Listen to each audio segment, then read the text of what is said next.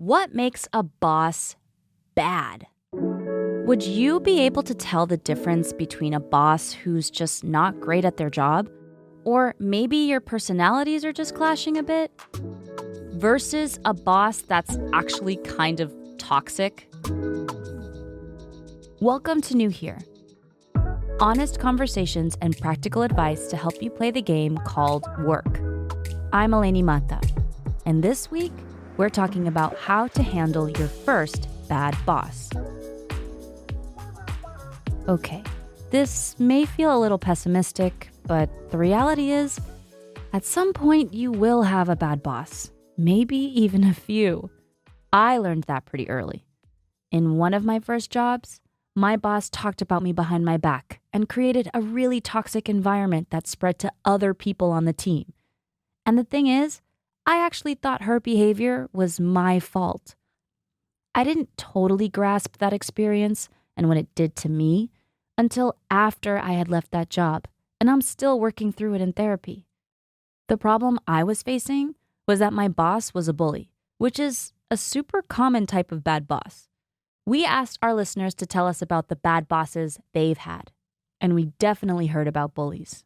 My boss used to tell me that he was giving me the most important work because the rest of the team was not as experienced as I was, yet I was humiliated and made to feel small in each and every team meeting that we used to have. So I used to cry, wait for the weekend and take that humiliation quietly. My mental health took a massive hit. But other folks told us about bosses that are terrible in less obvious ways. I was working at a startup recruiting firm, and when I first met my boss, she was actually an hour late to our first interview, which was the first clue for me or first sign for me that punctuality wasn't necessarily her strong suit. That's the classic unreliable boss. And then there's the boss who just doesn't do their job. Sometimes we'll get patients that call to speak to a manager because they're upset about something, whether it's a bill. Instead of the boss picking up the phone to resolve the situation, she will tell me what to say so that I could say to the patient. So the fact that I have to pretend that I'm a manager or I'm a higher up just because my boss doesn't feel like doing it, that makes her a bad boss. If any of this sounds familiar, believe me, I get it. Today, we'll learn how to protect ourselves from a bad boss and how to heal afterward. Leadership coach Robyn Garrett is here to help us understand why bosses become bad. That's something she talks about a lot on TikTok. Thank you for calling Build a Boss. How can I help you? Millennial boss. Yes, interesting choice. Let's go ahead and get you set up. So we need to start you off with our millennial base, which is crippling anxiety. And then they will be respectful of your boundaries, but they themselves will be a severe workaholic, of course. And surprise, surprise, Robyn has some personal experience with this. Her first bad boss experience was rough, but it actually changed her career for the better. So, Robyn, before we begin, I'm really curious about you posting stories about bad bosses in the first place, like on TikTok and just publicly. Why do you think it's important to you to share these stories and to be so open about bad boss stories in the first place?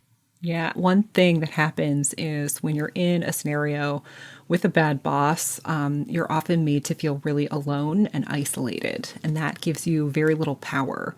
And so just being able to share your story and hear stories of other people who have been in similar situations, I find is sort of a big relief.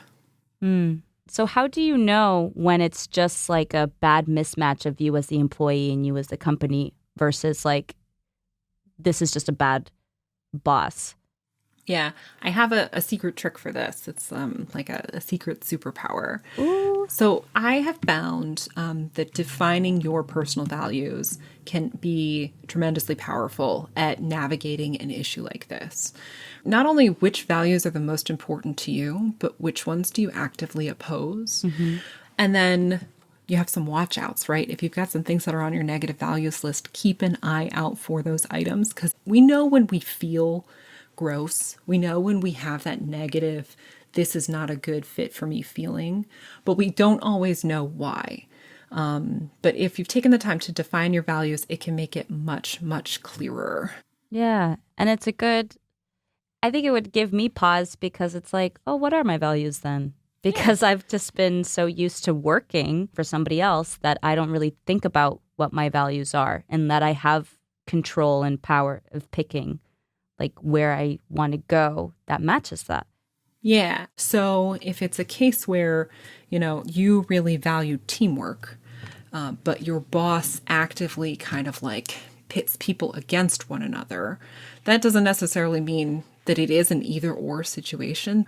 They could be a bad boss and they could conflict with your values, but that's a way to know, like, this is just not going to work for me because we're never going to not only like see eye to eye, we're going to have this active conflict for, the rest of our relationship. So do you recommend that I find like strength in numbers when I'm dealing with a bad boss, or is it really just better to approach them directly and communicate that problem? A lot of times approaching them directly and confronting them is not a successful strategy, unfortunately. I wish that everything was that simple.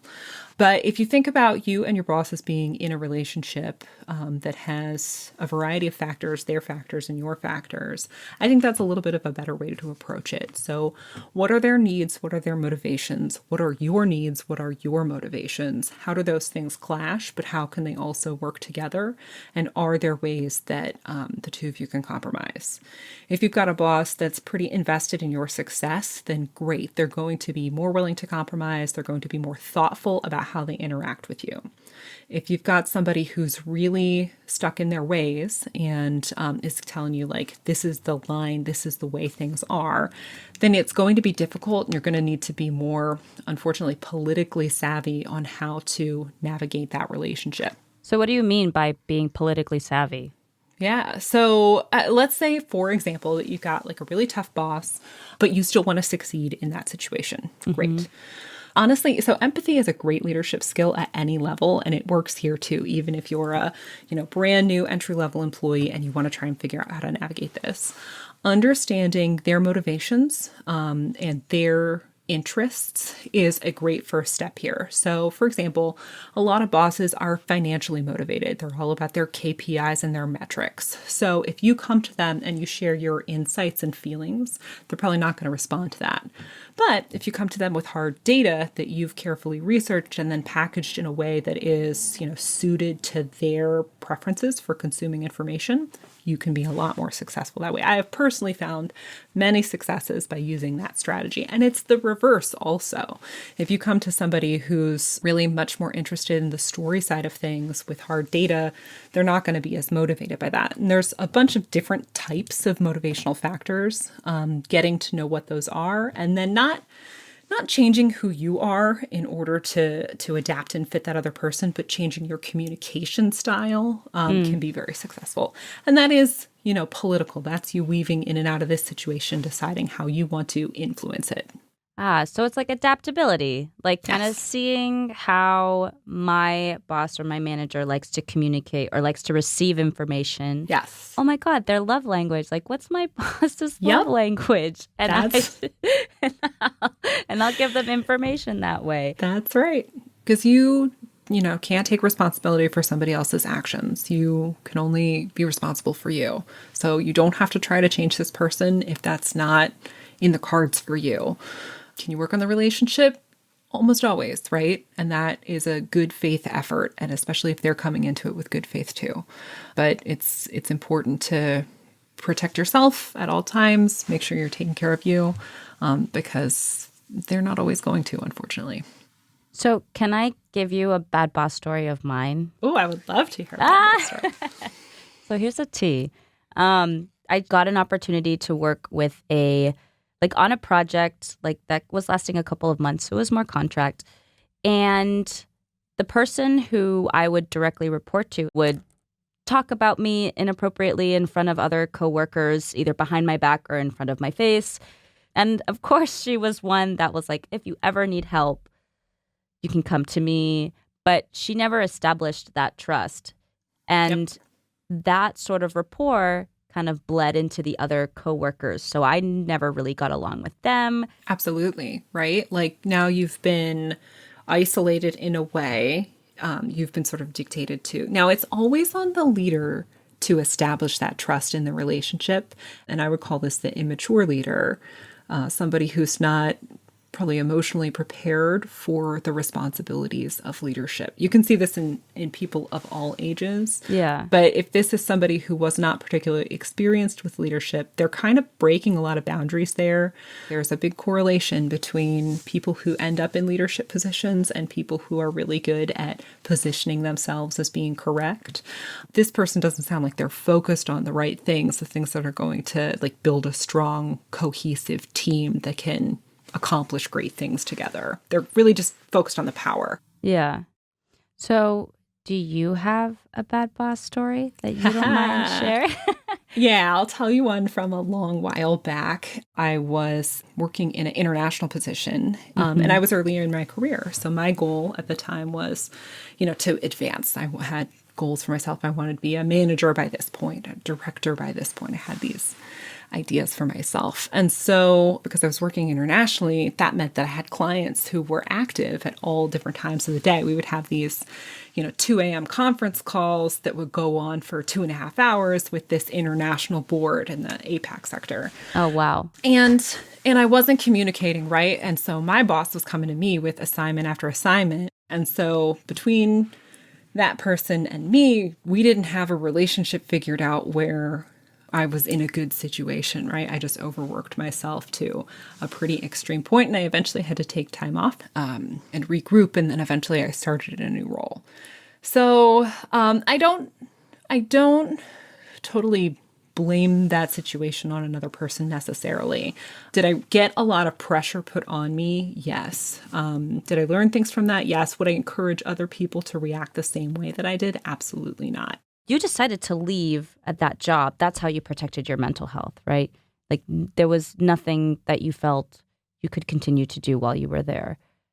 I did. I mean, before that, I tried a lot of different strategies, right? Like I tried to communicate with this person, but they were very aggressive and they were very, they took advantage of me because I was young and I didn't know better. That's often a systemic thing that businesses do. They get people who they don't cost a lot to hire. There's not a lot of repercussion if they flush out of the organization. And so they just kind of like chew up this young talent and see what happens. And there's not any consequences for them for that. But I didn't know that, right? I just thought, wow, like there's so much that I need to do. I need to go and go and go and go. And so I tried. I tried to do that to the best of my ability. And you tell yourself things like, like everything, right? Like if I'm going to eat better. And so then I feel better and I have more energy and I can do more. Or I'm going to get up earlier, right? I see this especially with women who try and cram so much into their lives, things that they need to achieve. What if I wake up earlier? But there's a limit to how much those things can be successful if you're really in a situation that's not interested in your mental health. They're just interested in getting as much kind of like juice out of you as possible. How did you know that you needed to leave? And how did you heal from that afterward? Yeah. To be totally transparent, I was having panic attacks. And so I thought to myself, like, I just need to manage these panic attacks and then I'm going to be fine. I can get back to my hard driving self. It'll be totally great. And eventually I found that like I could not manage it. I could not manage the level of stress. And so a lot of pressure was getting put on me from my boss at the time. They were giving me really aggressive messaging and they were really unpleasant to work with, unpleasant to be around. And so I felt really helpless in the situation. And so one of the major factors in my stress is like, I have to get away from this person. This person is really giving me a lot of like negative thoughts, a lot of anxiety, a lot of panic. They're exacerbating my underlying negative traits as opposed to helping me figure out how to be better and discover my own power. And so I eventually had to go on a leave of absence from that. And like, it was not an easy healing process. I had to take some significant time to look at my mental health and decompress from such a stressful situation. I think a lot of people have had jobs like that where even after you leave the job, it takes some time to kind of mentally sort out what all had been going on there. And I think one of the things that scared me was, what does this mean about me? Does it mean I'm a failure? And I'll just tell you, for anybody who's wondering that, the answer is no. The answer is you are doing everything you can in this situation, and that's admirable, but you don't have to do it forever. It's okay to take a break. So I took a significant break of a couple of weeks, and I decided, I wasn't going to go back to that. I was going to seek out a new situation. And I did. And it ended up being one of the best moves for my career. The job that I moved into was something that I was in for a long time, and it was a really successful organization, a successful job for me. If I had stayed in that original situation, I probably would have just struggled for longer and longer. Mm-hmm. I didn't talk about my bad boss situation until like 2-3 years after the fact in therapy. Yeah. And she had to be like, I think you were actually set up to fail. Yeah. Like, it wasn't even your fault. And it was like, what do you mean? Because nobody else says that to you on your team or whatever. They say things like, that's just the way it is. Oh, like, if you want to succeed here, here's what you have to do. Nobody says to you like, oh, wow, look at these systemic factors that are influencing your ability to succeed here. People don't want to tap into those difficult issues. And often it's because they don't have any power over them either. Thank you for being open and honest about that. I think it's so important. We don't hear enough real stories. And so it just seems like everyone around you is fine. But like, everyone around you is not fine. I think we know that pretty well. And I think the more we talk about it, the more kind of realistic and human we can be, even in the workplace. That was leadership coach and author Robyn L. Garrett.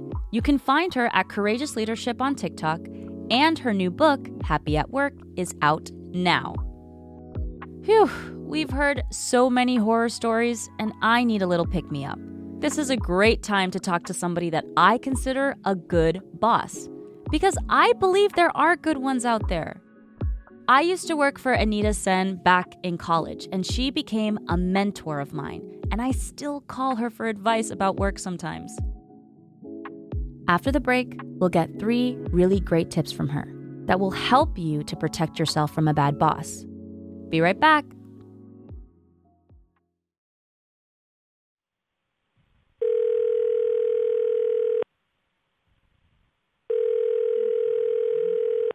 Hey, Anita. Hi. This is my former boss, Anita Sen. And she's not just good. She's maybe the best boss I've ever had. Okay, maybe I'm a little bit biased. I worked for her in the theater department for 4 years when I was in college. And the funny thing is, I actually had a hard time working for Anita at first. Oh, she was so tough. She had high standards. But I learned so much working for her. And I'm still learning from her. So I've always appreciated your advice anytime I was dealing with anything difficult with work, because you were, one, my boss before, so you know how I worked well, and even when I made mistakes. So No, it's definitely. I've always been honored that you're still in contact and asking for help, because it's kind of exciting to watch you grow and learn, and also, be able to have a conversation with you where you're like, okay, I did this, and I can say, and you can be like, I know. I know. Oh, man. We're open about my mistakes. You have to be that, that's how you learn. Yeah. People forget that you don't need to know everything about everything, and it's okay to ask questions. Yeah. One of my favorite examples from that is when I started working at the university, and the chair kept talking about stuff, and at some point I just had to say, I'm sorry, could you please clarify what a libretto is? With this expectation that they thought I knew what was going on, and having them stop and back up and recognize oh, maybe I'm using a lingo that you don't know yet. Sometimes being, brave enough to communicate calmly or ask questions calmly can actually help out quite a bit. That's fair. So you've mentioned something to me before about documentation, and I actually practice this now at work. Like I have a log, and I'll write like, okay, this is what happened today. This is what wasn't so cool. This is what didn't work out, and this is what was cool. So can you explain why it's important to document and like give an example of how you do it? So there's different versions of documentation. I think if you're dealing with a boss that's tough and you're a little uncomfortable about what their viewpoint or how they're going to react to things, documentation is great. Even directly to them, even if you sit down, have a meeting with them, go over something that they want you to do, you've taken notes, you've done whatever, I think that emailing them and saying, okay, I just want to clarify, this is what you're asking me to do, these are your priorities, whether or not they have a specific way they want you to do it, those types of things, so that there isn't any confusion down the line if they're like, well, you didn't do what I asked, and you can say, well, I emailed you to confirm. I think that if you get in situations where there's definite inappropriate behavior, whether, bullying, verbal, God forbid, anything of a different HR nature, I think very clearly documenting for yourself, what was said, who was around, and trying to be as accurate as possible just in case there is anything later on that you have that. I love the idea that you do the notes kind of on what was going on, because I think that's also a great way to see patterns, both in other people and ourselves. Mm-hmm. And how do you document? So I'll have like a notebook that I keep in my bag that I'll just if there's something that came up that I'm uncomfortable with, I'll just jot everything down with the date and the time. So one thing that you mentioned, like looking at patterns or being able to see all your notes, like just going back, you're being able to remember everything, you're being able to recognize patterns, and then you can go to your boss and say like, hey, this has happened before, or hey, I've written this down, or hey, I'm just going back to something that I've brought to your attention before. The trickiest part about that is presentation. Yes, definitely. And like just sticking up for yourself in general, especially if you feel like you're being disrespected or you feel like you're not on the right end of the stick. You definitely have to learn how to advocate for yourself. I think it's always helpful to try to start stuff off by asking for a meeting to talk about something, and then thinking about what your end goal in the situation is, because you also, do you want to stay at this job? Do you feel like something could change in this job? And how you approach things is pretty important. Yeah.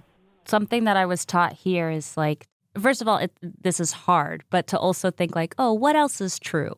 Like when you're mad or upset or feel definitely. And that's hard because then you're thinking about a perspective that isn't yours, which is hard. Right, but it's intention. Yeah.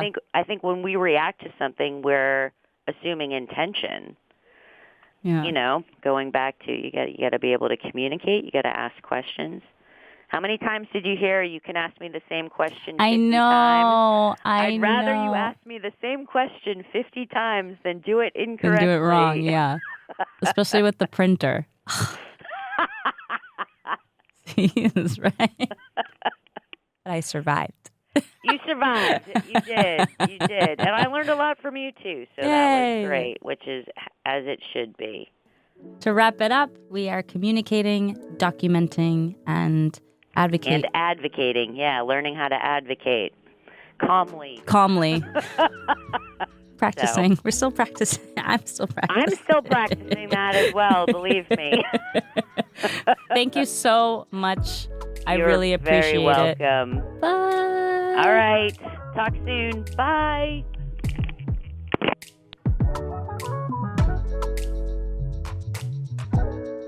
Before we wrap up, I do want to make an important point.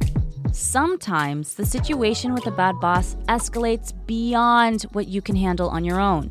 And if that's the case, the advice in this episode definitely won't be enough. You may need to go to HR. We didn't talk about that today because really, we could make a whole episode about how and when to go to HR. And maybe we will. But we did put some links to HBR articles about HR in our show notes to help you get started. Thank you again to our guests Robyn L. Garrett and Anita Sen, and to our listeners who shared their bad boss stories. Thank you.